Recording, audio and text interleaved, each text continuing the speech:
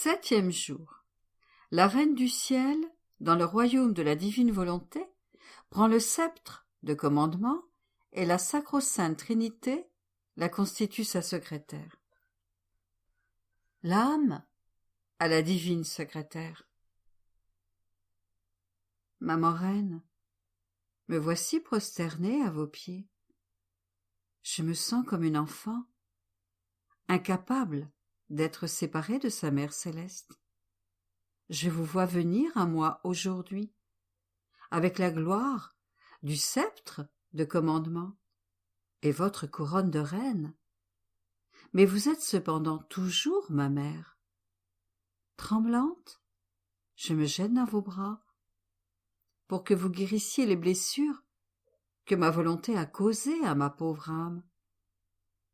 Mère souveraine, si vous n'opérez pas un prodige, si vous ne prenez pas le sceptre de commandement pour me guider et régner sur tous mes actes, afin d'assurer que ma volonté soit sans vie, je ne connaîtrai pas alors le merveilleux bonheur d'entrer dans le royaume de la divine volonté.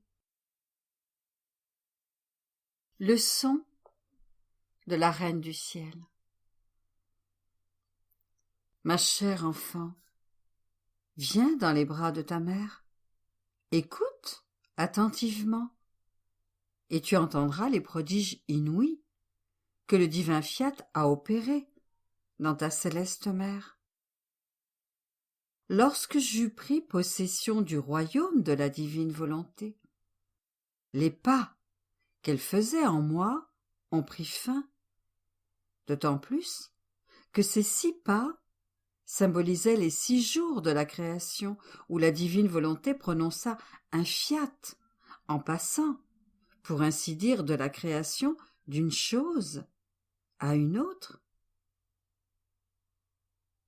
Le 6e jour, Dieu fit son dernier pas en disant « Fiat, faisons l'homme à notre image et à notre ressemblance. » Et le 7e jour, il se reposa de ses œuvres, car il voulait jouir de tout ce qu'il avait créé avec tant de magnificence.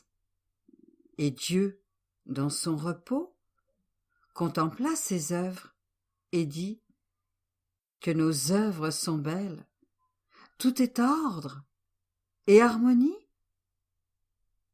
Fixant alors son regard sur l'homme et dans l'ardeur de son amour, il ajouta « Mais tu es plus beau encore, tu es le couronnement de toutes nos œuvres. » Ma création surpassait tous les autres prodiges de la création, et par conséquent, la divinité voulut avec son fiat faire en moi ces 6 pas, et elle commença sa vie pleine, entière et parfaite dans mon âme. Et à quelle hauteur divine ai-je été élevée par le Très-Haut? Les cieux ne pouvaient ni m'atteindre, ni me contenir. La lumière du soleil, devant ma lumière, était faible. Aucune chose créée ne pouvait m'atteindre. Je traversais les mers divines, comme si elles étaient miennes, et mon Père céleste, le Fils et le Saint-Esprit, languissaient de me tenir dans leurs bras, pour jouir de leur petite fille. Et, oh, quelle n'était pas leur satisfaction, en entendant que je les aimais, que je les priais, et que j'adorais leur suprême grandeur. Maintenant, écoute-moi, mon enfant. La divine volonté, dans un excès d'amour envers moi, me dit « Très chère fille, notre amour ne peut résister. Il suffoquerait de ne pas te confier nos secrets.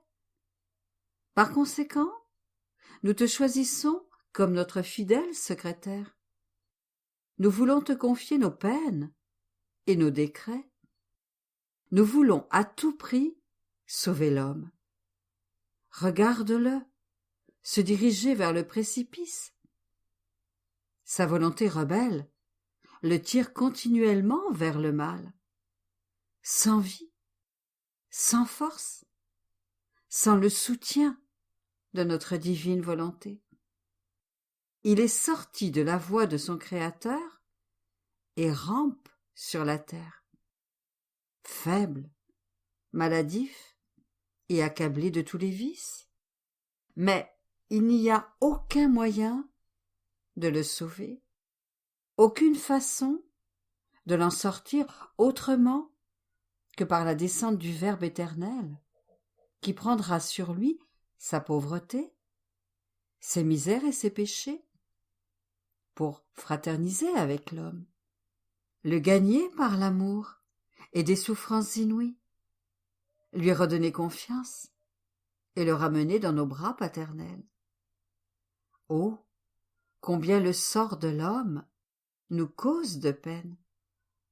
Notre chagrin est grand et nous ne pouvons le confier à personne, car sans avoir la divine volonté qui le domine, nul ne pourrait jamais comprendre notre douleur, ni la gravité des maux de l'homme tombé dans le péché. À toi, qui possèdes notre fiat, il est donné de pouvoir comprendre, et par conséquent, comme secrétaire, nous voulons te dévoiler nos secrets, et placer entre tes mains le sceptre de commandement pour que tu puisses régner et gouverner sur toutes choses. Ton empire domine sur Dieu et sur les hommes, et il nous ramène nos enfants, régénérés dans ton cœur maternel.